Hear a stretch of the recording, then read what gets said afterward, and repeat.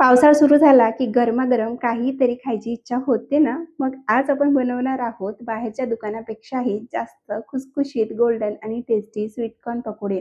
एकदा ही recipe try केली तर पुन्हा पुन्हा तुम्ही ही रेसिपी ट्राय करणार आहे घरामध्ये, कारण बनवायला एकदम सोपी आहे आणि चवीला अप्रतिम आहे. खरंच एकदा माझ्या म्हणण्यानुसार ही रेसिपी घरामध्ये बनवून खाऊन बघा. चला तर मग जास्त वेळ न घालता पटकन आपल्या या छोट्याशा रेसिपीला सुरुवात करूया. सगळ्यात आधी ना इथे मी 2 स्वीट कॉर्न घेतलेले आहेत. आता मार्केटमध्ये भरपूर स्वीट कॉर्न मिळायला लागलेलं आहे. तर सगळ्यात आधी आपल्याला ना स्वीट कॉर्न सोलून घ्यायचं आहे. त्याच्यावरची जी साल आहे ती आपल्याला काढून घ्यायची आहे. एकदम सिंपल रेसिपी आहे. अगदी 5 मिनिटात ही रेसिपी बनवून तयार होणार आहे. एकदम पावसाळा स्पेशल. तर बघा, सगळ्यात आधी ना स्वीट वरचं आपल्याला असं काढून घ्यायचं आहे, सोलून घ्यायचं आहे पूर्णपणे. त्याच्यावरचे जे धागे आहे ते सुद्धा आपल्याला पूर्ण काढून घ्यायचे आहेत आणि इथे मी दोन्ही स्वीट कॉर्न सोलून घेतलेले आहे. आता ना आपल्याला हे स्वीट कॉर्न सोलत बसायची गरज नाहीये, कारण आज आपण पकोडे बनवणार आहोत स्वीट कॉर्न पासून. तर त्यासाठी ना आपल्याला सिंपली स्वीट कॉर्न कट करून घ्यायचं आहे. तर सगळ्यात आधी आपल्याला एका स्वीट कॉर्नचे 2 तुकडे करून घ्यायचे आहेत. त्या सेंटरमधून कट लावायचं. त्यानंतर बघा असं तोडून घ्यायचं आहे आणि त्यानंतर आपल्याला चाकूने हे सगळं कट करून घ्यायचं आहे. मी तुम्हाला दाखवते बघा. तर इथे मी एक स्वीट कॉर्न तोडून घेतलेला आहे सेंटरमधून आणि त्यानंतर चाकूने असं आपल्याला कट करून घ्यायचं आहे. जर तुम्ही स्वीटकॉर्नचे दाणे काढून पकोडे बनवत असाल ना, तर पकोडे खूप जास्त तेलामध्ये फुटतात. म्हणजे आपले जे स्वीटकॉर्न आहेत ना, ते तेलामध्ये फुटतात आणि तेल तर खराब होतोच, पण अंगावर सुद्धा उडण्याचे चान्सेस असतात. त्याच्यासाठी ना आपल्याला अशा पद्धतीने हा स्वीटकॉर्न कट करून घ्यायचा आहे आणि तुम्ही इथे बघू शकता खूप जास्त वेस्ट सुद्धा जात नाही, व्यवस्थित कट सुद्धा होतो. तर बघा, इथे मी असंच थोडं-थोडं करून सगळं स्वीटकॉर्न कट करून घेतलेले. आपले दोन्ही स्वीटकॉर्न इथे कट करून झाले आहेत. एकदम सिंपल रेसिपी आहे. तर बघा, स्वीटकॉर्न कट झाल्यानंतर ना आपल्याला एक दुसरं बाउल घ्यायचं आहे आणि त्याच्यामध्ये आता आपल्याला पकोड्याचं बॅटर तयार करून घ्यायचं आहे. त्याच्यामध्ये सगळ्यात आधी आपल्याला जे आपण कट करून ठेवलेलं स्वीटकॉर्न आहे ते ॲड करून घ्यायचं आहे. तर इथे आपलं पूर्ण स्वीटकॉर्न ॲड करून झालेले आहे. आता आपण बाकीचे इन्ग्रेडियंट्स ॲड करून घेऊया.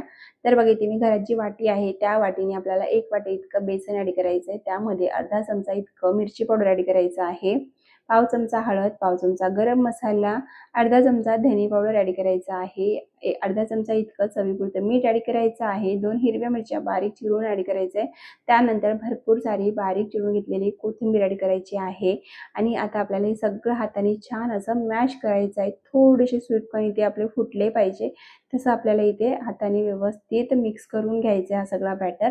आणि तुम्ही इथे बघू शकता खूप छान अशी बाइंडिंग आलेली आहे आणि इथे आपलं मिश्रण बनवून तयार झालेलं आहे. तुम्ही बघू शकता किती छान बाइंडिंग आलेली आहे आणि बऱ्यापैकी ते स्वीटकॉर्न फुटले सुद्धा आहेत. म्हणजे आपले पकोडे ना खूप छान क्रिस्पी बनून तयार होणार आहे. आता लगेच मी तुम्हाला तळून सुद्धा दाखवते. त्यासाठी बघा, कढईमध्ये इकडे तेल ठेवलेले गरम होण्यासाठी.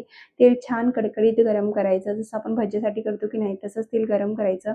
वडे टाकत असताना खूप जास्त बबल्स आले पाहिजे. तर बघा, इथे मी एक एक करून भरपूर सारे पकोडे ॲड करून घेतलेले, तेलामध्ये टाकून घेतले. आता आपल्याला ना हे पलटवून घ्यायचं आहे पकोडे.